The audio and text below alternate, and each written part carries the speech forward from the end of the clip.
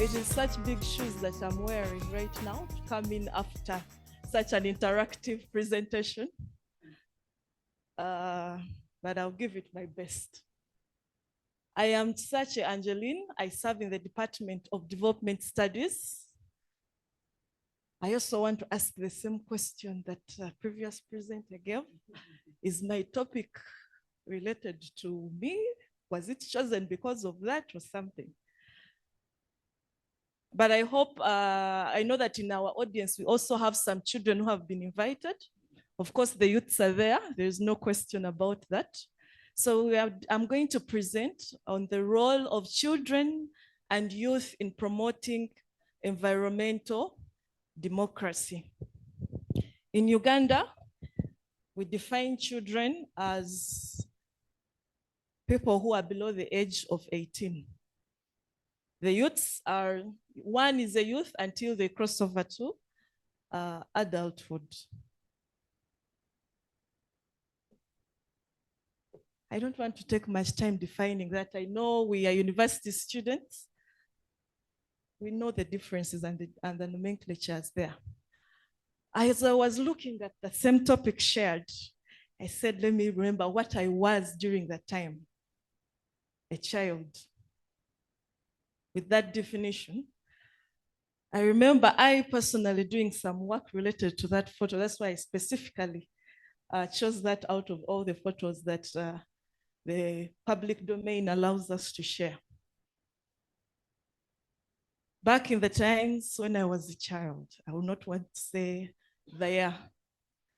I come to school and find on a notice board an advertisement for positions, leadership positions.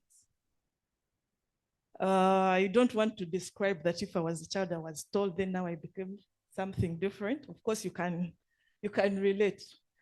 I looked at the different positions and I said, now the issues of gender, I'm a woman, there are certain positions I cannot take on. You know, right from a young age, we can differentiate and know the different gender roles and the kind of characteristics, the stereotypes that go with our gender. So certain positions I gave up. And I said, there's this one position. I wanted that position that makes me talk to everyone in the school, irrespective of gender, irrespective of religion, irrespective of class. So I said, let me go for the environmental prefect position. And therein, that was a position that we really did not know what you do, but you take very good escort that has privileges that come from being a leader. So I said, now that I'm going to be in office, I have something different that I want to do. So I came up with a thinking on my own, a childish way of thinking, but one way through which I would make my presence felt. So on Monday evening, during leisure time in the evening, I made students pick rubbish around the school. On Tuesday, students picked rubbish around the school. Then on Thursday, on Wednesday, I became very creative. Students picked rubbish. On Thursday, I said, now today, what can I do? They did what? They picked rubbish. And then on Friday, they did the same thing. So for a full year during my service, students were doing what you see there, picking rubbish. And I was the environmental prefect, and everyone, whenever they saw me, knew they would run away because it was time for picking rubbish. Now, today with the knowledge shared, I would think if I was given the same position, I would do better justice. So I was very happy when they gave me such a topic to share. And that's why I chose that particular photo. You can see the teacher. The students are engaging in a community. If you research there, it is near Lake Victoria. The teacher is a youth and the pupils are children. They are cleaning the environment. I hope the same teacher has more things to do with those children than just pick rubbish and clean up the environment. Because if people do not have the knowledge on how that rubbish affects a given ecosystem, then you will find the same rubbish there today, tomorrow, and the other day. So That is an outline of what I'm going to discuss. For the interest of time, I'll not go through it. So I started by wanting to make an introduction about the environment. An environment, if everyone here has gone through our kind of education system, where our basic study in primary, if you're going through the local Ugandan system, we do science. And there when we're discussing the issues to do with the environment, living things and non-living things. But environment comes from a French word, environa, which means to encircle. So it deals with all those things that encircle us. Okay, we have heard of the problem, and which has left us with a discussion and thinking about the people with disabilities. They're in our environment. And when you're talking about environment, we just can't have we don't have the freedom to exclude anything. So talking of sustainable democracy, it starts with you understanding what is in your environment. Abraham Lincoln defined democracy. I would not want to echo it. It's been shared from the guest of honor, the previous presenter.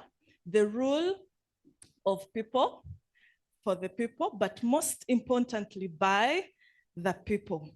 So if the given sections in the groups of people are not in that we call the people involvement, we have what we call the majority. What you think is the majority may not be the many people that know the given thing, but rather the people that make the policies, the people that streamline the frameworks, because those are the people that have the power to create change. So if those people are the ones that make up a democracy, are they a good representation of us children that may be here, but also of the youths? Youths are described as people who have a lot of energy to do very many things.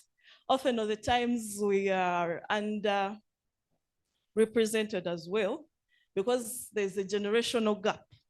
People on one end think you're not very serious, and people on the other end, as youths are saying, what are these old people doing? But together, I think we need to come to make sure that all our given potentials are put at use to create what we call an environmental democratic system. So environmental democracy includes, you can see the key components, access to information. You cannot talk about anything unless you have access to that information. So some of the questions that may be asked, you may not be able to answer them because we do not have access to that particular information that helps us to find solutions and to ask questions. As academicians, we are always asking questions because we know that the person who asks questions is the one with the power. For as long as you cannot ask questions, then it means you don't have a problem to solve. Then participation, each and everyone must participate in this thing that we call environmental democracy. Justice, everyone must be equally and fairly represented in this environmental democracy. So we have this one thing that we live in. So far as human beings, we have only managed to live happily on Earth, planet Earth. We have not managed to take over any other planets because they are not conducive enough. As I was looking at the internet, they are saying we do not have the science and technology to live on the other kinds of planets. So if we are living on Earth, we have lived there for all these millions of years, and you're going to live here for quite a long while. It is important that each one of us makes this place that we are living in habitable for the coming generation.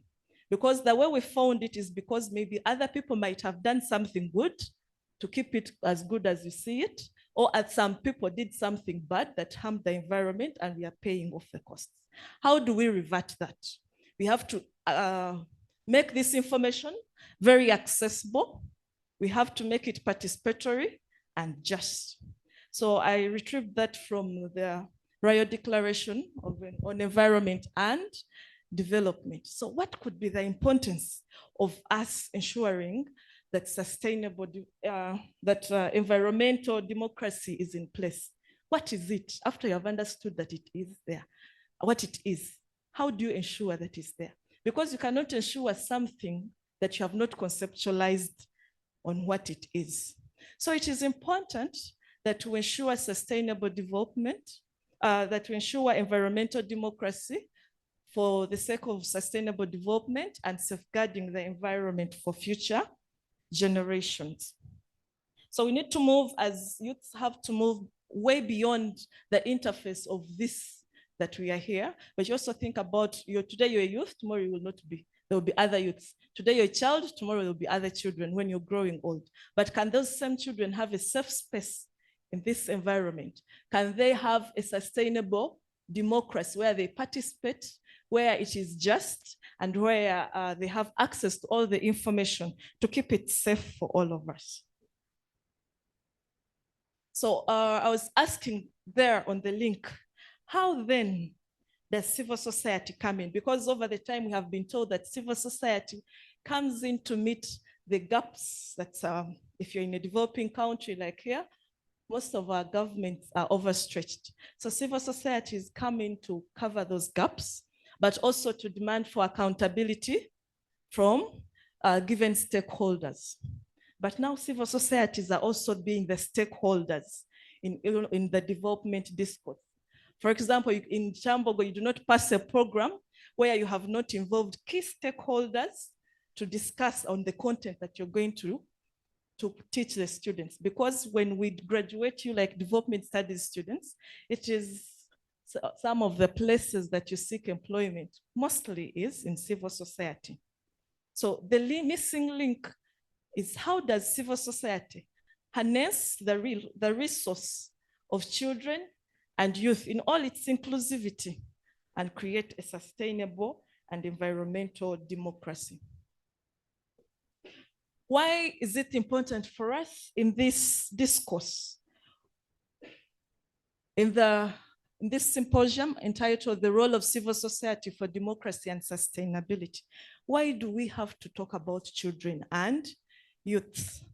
That's a graph showing the population pyramid in Africa. You can see that from the ages of 0, where we have children, up to around going upwards, 35. The higher you go, the more it becomes thin. So we have very many young children, teenagers, youths, and as we go to the elderly, we have very few. It is painful that it is 0.0% of people living up to 100 years in Africa. So, but also development practitioners tell us that the working population is mostly the youth. If so, and you're from development, why is that? We have very many youths and we have issues with development. We have not managed to harness the resource from children and youth to create a sustainable and an environmental democracy. So it means we have a resource among us. We are the resource, but we have to find ways through which we can get the best out of ourselves to create this environment and make it sustainable and very democratic. So that is why we need to, that's why I am talking about youths today, because they create the largest percentage of the population of people in Africa. More so, it's because they are a key resource in raising awareness. Being in a university for quite a while, we know that when students say, tomorrow we are not attending classes, we have a strike, they mean it. You will hardly see any lecture around. When they say that tomorrow we are going to have a match, even if you have a test, they will willingly ask you to move it and you'll shift it. Because it is a resource that they have. They are quite persuasive. So we can use the same youths to create awareness to the fellow youths and children. Youths as well can be used to advocate for policies. Because for given things to happen, for us to have environmental democracy, there are given sectors and policies that should be there, frameworks that allow us to operate, that allow academia, that allow civil society, that allow the international bodies to operate and meet their mandates. So these policies, if they are missing gaps, youths can help us and children to advocate for them. They also participate in environmental activism through those youth clubs and research labs. They are good at demanding for accountability and many more, as we shall be meeting. So I have raised some questions. I hope I can answer some of them along the way, but also to hear from you later on. One is, how can the civil society harness the role of children and youths in promoting environmental democracy? If you're saying the biggest percentage of people living in Africa are youths, and yes, how can we then harness the children and youths to create an environmental democracy? And then coming to civil society, I'm asking, how fluid can civil society be in order to harness the underutilized resource of children and youth in promoting environmental democracy? Civil society has been dubbed mostly in media because of its role, it gives checks and balances sometimes to government and other key stakeholders. Political parties and other people in power in the political space are trying to shrink the civil society. But I know that some of us as students who are here, you may not have been to this institution if it was not for civil society, because some of you, your tuition is paid by civil society. Some of you might have wanted to give up on your education system, but because there's a certain civil society agent somewhere, gave you a talk and you came back to school.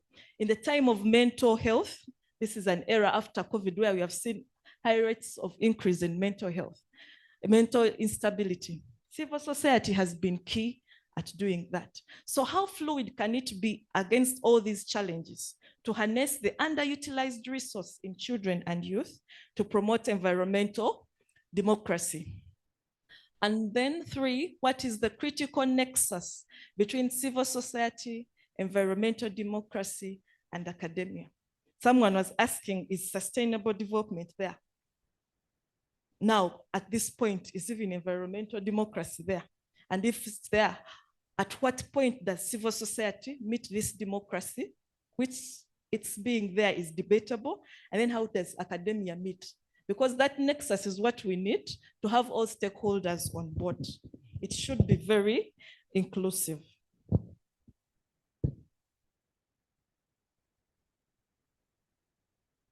There are opportunities and significances of children in environmental democracy.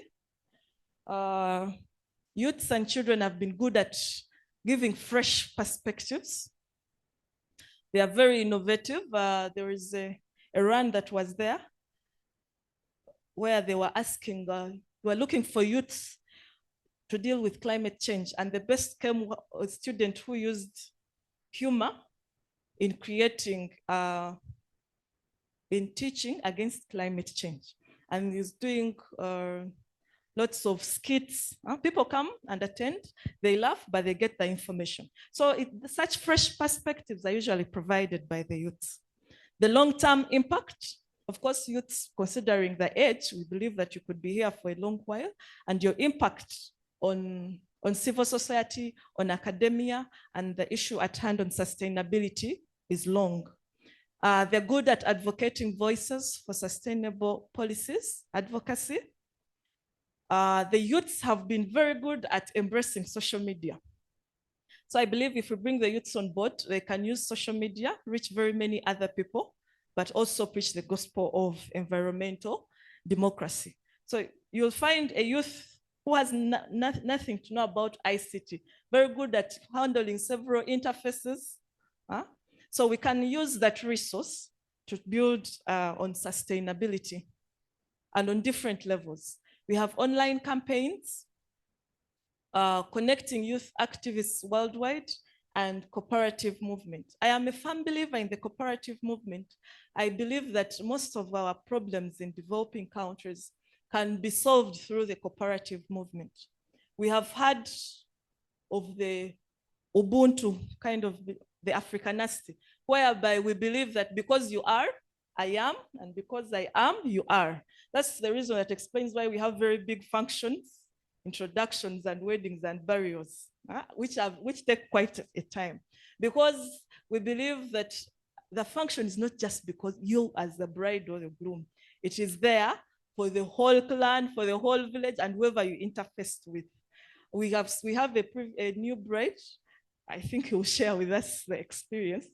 It becomes quite tedious, but the cost is, it is for everyone, to bring everyone on board. How about we use that not only in spending, in expenditures, but we use the same kind of movement and understanding in causing change for environmental democracy. If we come together as civil society, if we come together as academia, you write a paper, but you disseminate it and share. As civil society, we have several civil society units dealing with issues of environment. But if they came together, shared experiences, shared training spaces, how many times do we civil society have training opportunities and you have very few people attending? We could invite other people from other civil society organizations. They come in and embrace that. You can even invite people from academia. We have a number of students who can benefit. We do not know what they could be tomorrow, but just one word from you could change their perspective. So I believe that the cooperative movement, that coming together can bring a lot of change. I love this symposium because by the fact that it is a symposium, it means we have several units of stakeholders that have come together. Challenges. Of course, to environmental democracy, we have very many challenges. Climate change is continuously becoming an issue. We have seen how our delicacy in Uganda, the Angelline, delayed to appear. And people were using social media and saying the Angelline is at the airport and it is saying, until you do what? You give us the conditions that we want, we shall not enter your country. But finally they came. But scientists were telling us it is because of the way we are managing our environment. It is no longer conducive for them. I come from Masaka and they have decided to leave Masaka and go to the west. It is painful. Huh? So we are directly feeling the effects of climate change. I don't know, we have cut trees or we are using very toxic materials, but it is there and it is a reality. In Uganda, agriculture employs 70% of us, whether you're educated or you're not. Most of us are here and you're in school, but your tuition, your living allowance is coming from agriculture. So when the climate changes, directly you're affected economically, socially, and politically. When you do not engage in such platforms, there is no way you will understand how bad it is and how it directly affects you as a person. We have the impact on future generations because the things that we do today are going to impact the future generations. So if they are negative, they negatively affect the future generations. We have the shrinking civil society space. Back in the days, we would have some civil society engagements that would come to schools. There were very many, they were grounded in very many school units. Today we have very many schools, but the civil society is a little bit under attack. One, of course, from the COVID-19, resources have become more than the limited that we thought from economics. So the funding has reduced. And remember, this civil society is critical in bridging the gap. Even for us academia, when we write and put our work on the shelves, it is civil society that uses that knowledge, translate it into the actual frameworks and into the actual work that benefits the society. The same civil society helps to translate the research that we have into understandable means or names that a local man can comprehend and conceptualize. So if it is shrinking, it is a very big challenge. We have a problematic framework. As the previous presenter said, that if you went to the department, it's quite political, where you're supposed to have representation, mainly from people with disability, but you find that they are very few. So what are they representing? Because you see, when you're finding solutions, it is said it is better to get solutions from the people who suffer a given problem, not you who is out of that operating space to come with a solution. A recommendation should come from the person who suffers a given problem. That is why people have issues with gender and women. It is us women who are suffering. We are talking for ourselves. The moment men also feel that they are suffering, they will come on board because gender is for both male and female. Not so. So a woman cannot come who is suffering inequality and discrimination and say, now I'm fighting for the rights of a man. It is you, the person who suffers a given problem, that should come and find a solution to it. We have seen fathers' unions which have come. Yeah, they are coming on board. So the same applies. So that is a framework. So the framework is problematic. The people who have the power to put given things in place have their own selfish interests. So it is until you shoot to them and show the world and show the youth who have the numbers that actually this is where the problem is. If you got the youths who are educated, because we know they always say in public space that we are looking for people who have the books on table, and they are saying maybe people with disability do not have the books, let them come to us and we show them the people we have graduated who have disabilities but have the books. Yeah? But that will not happen. The youths will not come and give you that voice if they do not get to know that this is the problem. So let us problematize and publicize our problem.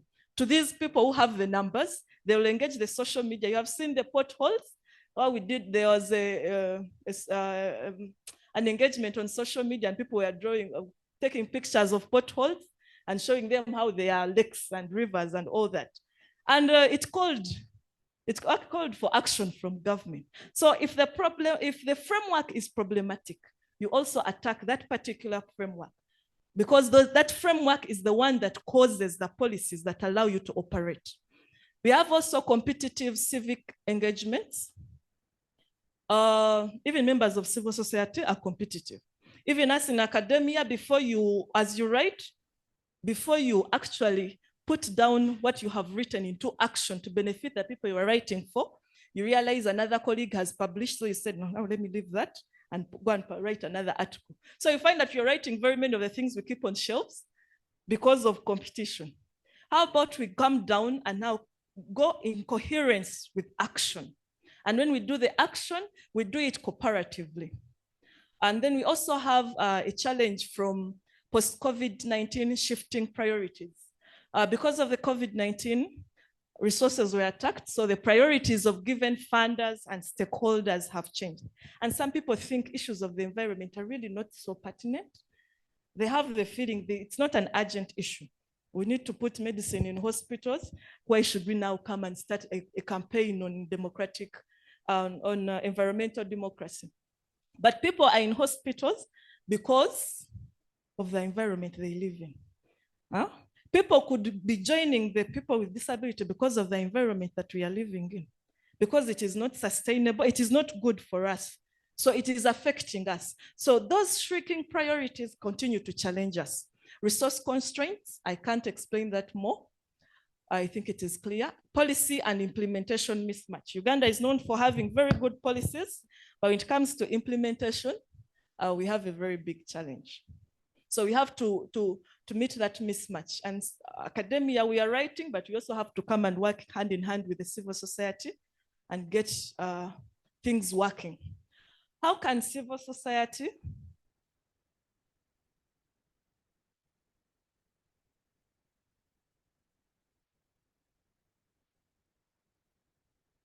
how can civil society organizations network and strengthen their work?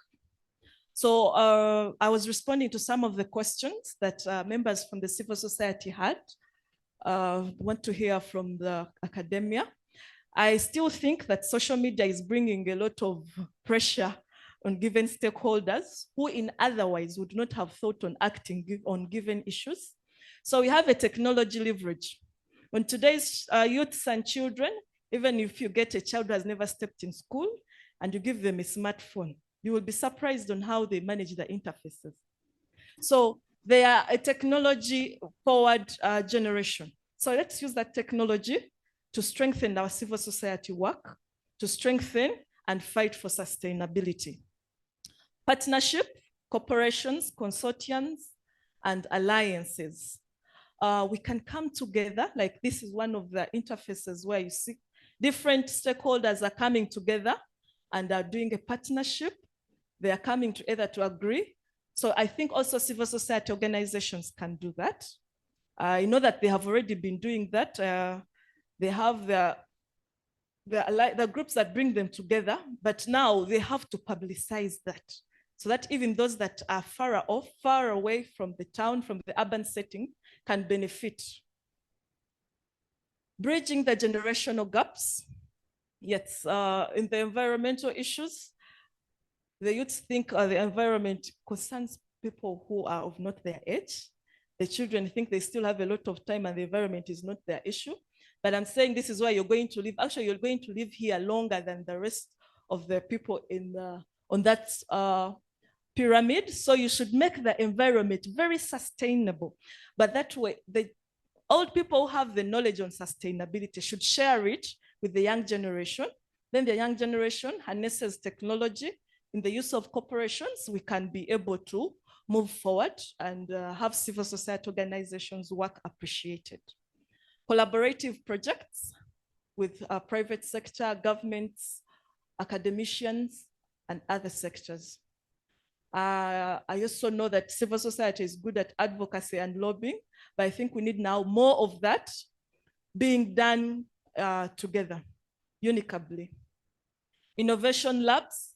In the innovation labs, if we did innovation labs and involved children and youth, bring them together, show their objectives and make them use their creative minds to harness those given, to harness the resources that they have to meet given challenges and meet the objectives. I think we can have more creativity therein, considering the resources that we have.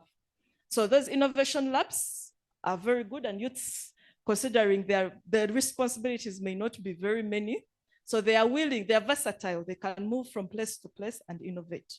Collaborative assessment and response mechanisms. I think here, even academia can come in terms of doing monitoring, evaluation, and the assessment. So if we did it collaboratively, it helps us to cut down on costs, and it also makes the work that we produce to hold water. Empowering youth and children through education. I think this has already been covered by other presenters. We discussed inclusion in the educational curricula. Our education curricula now is becoming more inclusive and practical. We want to be specific and know that actually the environmental issues that are there do not just stop on paper, but actually the children are getting it to do, they're doing it on actual ground. So that's where the hubs come in and the labs. Environmental campaigns, raising awareness through schools and organizations. We could also do tech survey engagements where we use digital platforms for environmental education. I cannot emphasize how much these digital platforms help to bring the youths on board. And for whatever reason, usually they cause the change. And also civil society management. I still think that civil society plays a very important role in development in all sectors. So even in education, if we involve civil society, it helps us to develop programs that address issues that civil society members see in the communities. We have children and youth-led environmental initiatives. These are some of the few, but there are very many. We have community cleanup drives. This most schools do, but also civil society organizations have been very key at them. Tree planting campaigns. If each one of us planted a tree, how many are we here? And the multiplicity each year. But now, since we are at a critical moment, you do not just plant a tree. You could plant 3 or more. But if you thought that every year you are planting something, we would help to elevate such challenges. Advocacy for sustainable practices. We have Vanessa Nakate, UNICEF Goodwill Ambassador in 2016? She led a campaign on the streets of Kampala, and that's how she managed to get a scoop from the UNICEF, and she's the ambassador now. She's a youth, she's very young. So if one person can do that, imagine the rates of the youth that are here and the children. Youth-led research projects on local environmental issues. Youths that we have here at the university can ably carry out research. You have a resource of lecturers who can always help you around with the projects. So if youths come up with such projects, I think they can be very instrumental. How can we strengthen society worldwide? Through global partnership and cooperation. Of course, this is an era of globalization. There's no way we can, as civil society, cocoon ourselves and not interact with other members on a global scene. So how do we strengthen ourselves worldwide? One, through collaboration for environmental democracy. Collaborate with other members, other partners that are willing to come on board. As long as you have an issue that you're handling, then for us, we break down those issues to our domains in the context that we live in. Establishing mentorship programs between the youth and experienced environmentalists. We have very many of these, and the youths have the labor. They are willing to go an extra mile to execute those objectives. So if these experienced environmentalists do programs and mentorship sessions, I think the youths can come on board, and together we can do some change on the environment. Providing financial support for youth-led projects, of course, considering the shrinking civil society space because of financial challenges. If our partners and people on the global scene can come on board in terms of financial support, there is a lot that can bring about sustainability, not only of the environment, but also of the civil society and the academia. Recognizing and celebrating youth contributions through awards and recognition programs. So if civil society could help to come up with competitive awards, it would amicably cause the youths to participate in them. And if they're giving them an award, that is something to take home too and reflect. So in the long run, we are aiming for environmental democracy. Exchange programs, where we have some youths here in the developing countries moving over to other developed nations. They pick something, and then the ones the other side also come and learn in our context. And we share knowledge and exchange ideas. Youth hubs, I think this was already mentioned, and joint research. If we come together as civil society to helps us to identify given problems that they feel, then academia on ground can help to write, to ask for funding, to find the research, how things have been done on particular social problems. And together we can be able to achieve environmental democracy. Of course, environmental democracy is not a one-day off, but at least this is a step towards that. And if we continue in that way, we can be able to achieve something. So I'm looking at the legal framework conditions that are necessary to expand the scope of civil society. One, we need, of course, the youth environmental policies. I am inclined to youth because of the reasons I shared, of the numbers and the strength that they have.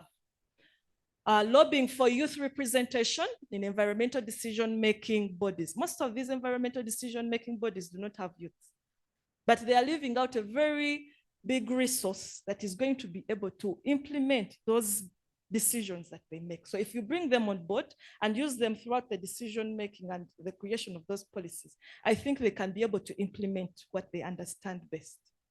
Collaborations, I have already mentioned that. Case studies, we should publicize, I think, as civil society, publicize those successful youth engagements that we have had, so that youth can feel that they can make an impact in this discourse. And then also the things that deal with policy changes, if we publicize where the youths have done and caused the change, we can be able to bring more people on board and create advocacy for those environmental policies. As I come to the conclusion, I cannot emphasize enough how it is important to have the youths and the children on board. Even when we are talking about people with disabilities, if you had youths and children on board, yes, there is a lot of work that we can give. There are given perspectives that you would never have thought of, but could be brought from these particular sections. And we also want to urge civil society to continue to actively engage and support the youth initiatives for a sustainable future. With that, I want to thank you. Those are some of the references I got my work from. I appreciate you. Thank you very much for listening.